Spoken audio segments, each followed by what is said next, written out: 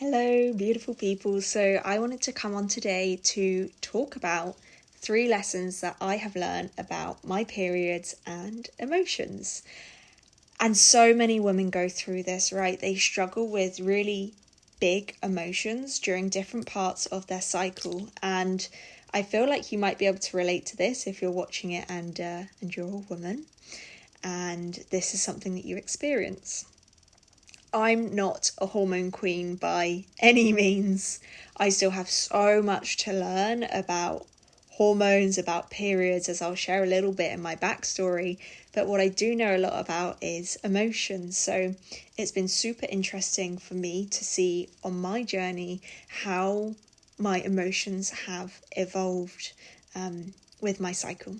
So I'd love to share a little bit about that with you because I know that you'll get value out of that.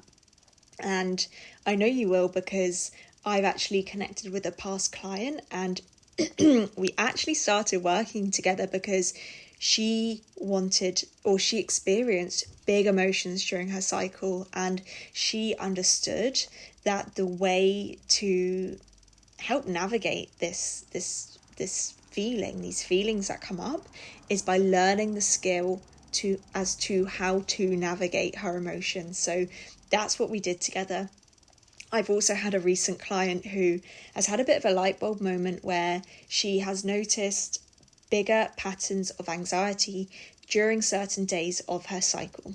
So this is a very important topic. Running emotional health school, I would feel a bit wrong to not talk about it. So here we are. We're making a video today, and I feel like it's such an important topic. And periods are seen sometimes as a little bit, excuse me, of a taboo topic.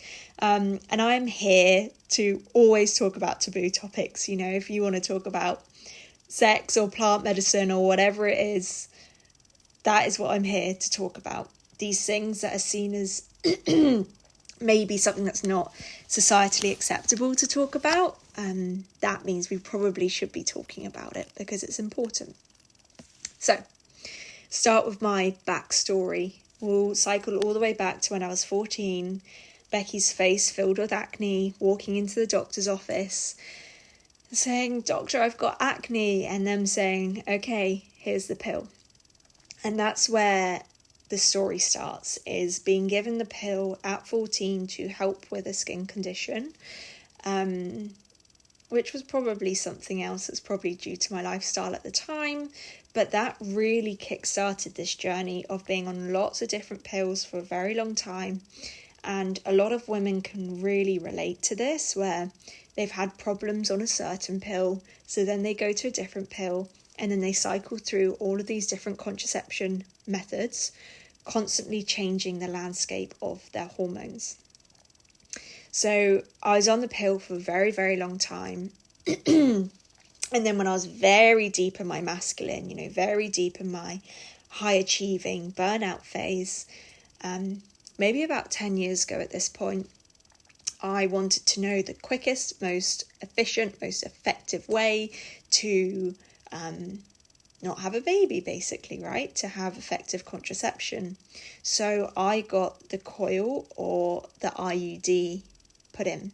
And for those of you who might not know what that is, it's essentially a little T-shaped metal contraption that is inserted up inside, I want to say, our cervix, and it sits there for years and years on end, and it helps prevent pregnancy. They usually last about 5 years. So I had one in there for 5 years. And interestingly enough, I used to always really struggle with feeling numb, with not really feeling anything. And for those of you who don't know about my full story, my healing journey really kick-started when all of this numbness came to a head and I had a very severe panic attack, and all of my emotions came, which in a way felt too quick. So I still had the coil at this point. It got to the end of that 5-year stint and I decided to get another one. Again, because I didn't know any other way, I didn't have any other education.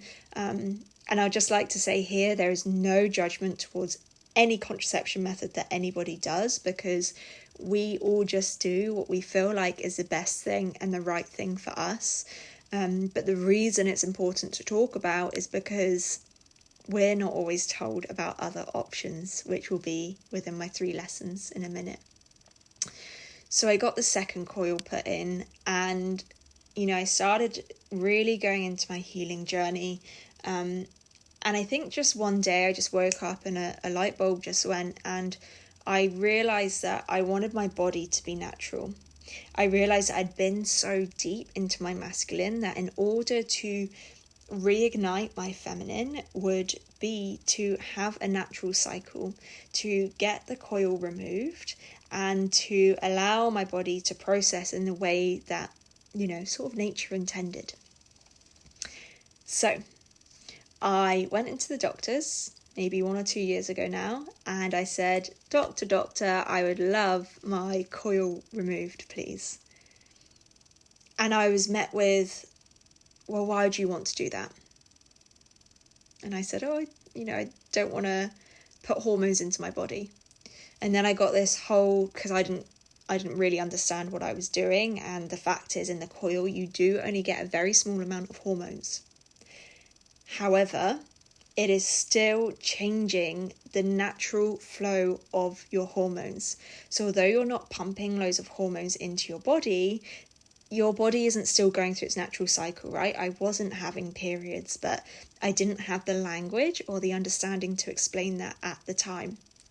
And essentially, I was met with all of the reasons why I should keep my IUD in, all of the reasons why I should stay on contraception.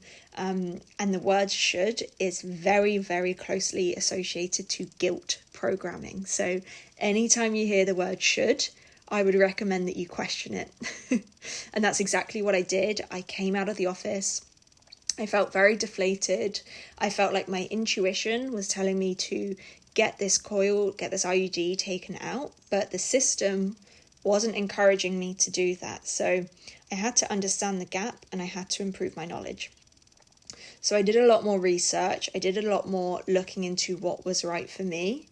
And after 3 or 4 doctor's visits, after months of my own research, after really tapping into my intuition and what feels right for me, I knew I wanted that coil removed and the IUD removed, and it didn't matter what any doctor said to me. That was what I was going to do, and I stayed very firm in that decision. And throughout the process, I was met with a lot of barriers, a lot of reasons why not to. And I'm not encouraging anyone here to take the same path as me, but I'm simply sharing my experience in the difficulties that I was met, the guilt programming that I was met with when I wanted to take my coil out. So we went through this whole process. I finally got it taken out. My womb was in so much pain. I had to do a lot of healing around my womb, around the fact that I'd had an object in it for that many years. And I was then met with the next phase, which was my periods coming back. And bearing in mind that I hadn't had a period since I was 14, right? So very, very long time. I'd had a few things, but never like a full cycle. And it was almost like Becky getting her first period again, I felt like maybe a teenager would maybe feel, but I felt very lucky because I could stay very strong in my understanding around this was a decision that I was making for my body, and really learn how to navigate that. So that's the backstory. And in learning how to navigate that, I sort of had 3 different lessons which I wanted to share with you today. So the first lesson is around not demonizing our period. So with the knowledge, with the healing, I could really be a witness and observe all of the different things that we as a society say about our cycle, say about our periods, and what sort of programming are we carrying around that, right? So I remember in school, people would say, oh, your periods are gross and periods are disgusting and it's so much blood. And There's also programming around, oh, are you on your period? Like, is that the reason that you're feeling this way? And for me, I cannot subscribe to that. Asking the question, are you on your period, is totally banned from our house. And the reason for this is, yes, our periods can bring up different emotions, but that by no means makes them less real. Our periods and our cycles are miracles. You know, we're so lucky to have bodies that can process and that can shed. And, you know, if we want to reproduce, and then they can do that too. And I really see them as sort of spiritual and magical things. And when we can take away this shame that we have around our periods, we can really start to explore them and to use them to our advantage on our journey to heal and navigate our emotions. So that was lesson 1, was around not demonizing our periods and not subscribing to all of the different things that make us dislike them, and really learning to love it. And the way that I did that was through lessons 2 and 3. So the second one is seeing our periods as a grand clearing, right? Seeing them as an opportunity, because what it is showing us, it's showing us emotional patterns that we have maybe suppressed in the past. It is showing us where we need to process, where we need to feel, and it is bringing it to the surface for us to do that exact thing, to process it and to feel it. And yes, sometimes it may be hard, right? If we've subconsciously been suppressing these feelings for the last month, it's likely that they have built up. So it's all about having the right tools and the right methods to be in that feeling that's coming, and to be able to experience it and experience that state, and to be able to let go of it. So yeah, lesson number 2 is really about seeing it as an opportunity to clear what we may have previously suppressed. And for me, you know, I found it really interesting that one month, for example, I started getting a lot of thoughts and a lot of feelings around pregnancy and having a baby, and a lot of pressure and reaching that age where I wouldn't be able to, and you know, all of these different things came up for me. And it was so interesting because I was tracking each day of my cycle, and I knew that this particular day was one where I had a lot of deep reflection. I had a lot of going inwards, a lot of fears coming up, and I use the app Flow to help track my periods. And it's so interesting because it can help us detach. It can help us not be the experiencer and the victim of these big emotions that are coming, but it can help us really understand, okay, this is being brought to the surface on this day, as it typically would. And this is showing me that it's something that I need to feel into, something that I need to understand how I want to navigate going forwards, so it doesn't take me by surprise. And what I started to notice was every cycle, there was a big lesson. There was a big thing, something which I had actually been suppressing. And I really saw it as just an incredible opportunity.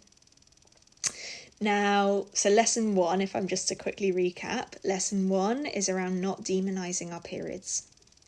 Lesson number 2 is about seeing each time as an opportunity to navigate the big emotions that are coming up, and to invest some of our energy into learning how to do that, because it's not always easy, right, without a method. And that's exactly what I did with this client, was learning the methods and learning what to do when these big emotions came up, rather than being fearful of them. I've got a little dog in the background. Okay, just in case you could hear that snorting noise. And then lesson number 3 is reflect, reflect, reflect. So we have this opportunity to go through our full cycle, to go through our experiencing, our shedding, our fresh start. And when we get to the other side of that, it's so important to reflect, to see maybe what have I been neglecting from the month before? What have I been suppressing that my cycle is now giving me the opportunity to process, and I've been through it and I've moved through it? And how can I improve going forward? How can I honor those feelings going forward in the future, which actually I may have been suppressing before? So that's it, essentially. I guess the old way that I maybe would have looked at my cycle was to say periods are gross, be in fear as to what's going to come up on each day, and then I wouldn't even bother reflecting because I'll be so glad that it's over. And that is how we create a bad relationship with our cycle. How we create a great relationship with our cycle and work with it emotionally is to see it as something that's beautiful, something that women get to do. See it as an opportunity to really have a clearing on a deep, deep emotional level, and then see it as an opportunity to reflect and how we can navigate our emotional landscape going forward. So those are 3 lessons I've learned about my cycle. I hope that was helpful. I hope that you learned something.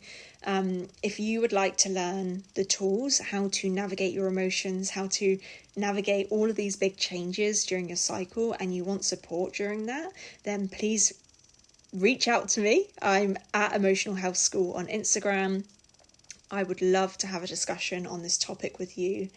And I'll also put a link below to directly book a connection call with me, where we can discuss your challenges, we can discuss the outcomes that you want to get to, and we can discuss the exact method and strategies to get you there, to get you to a space where you can feel peaceful and you're not in fear around all of these big emotions that could be coming up. So thank you so much for listening, and sending my love.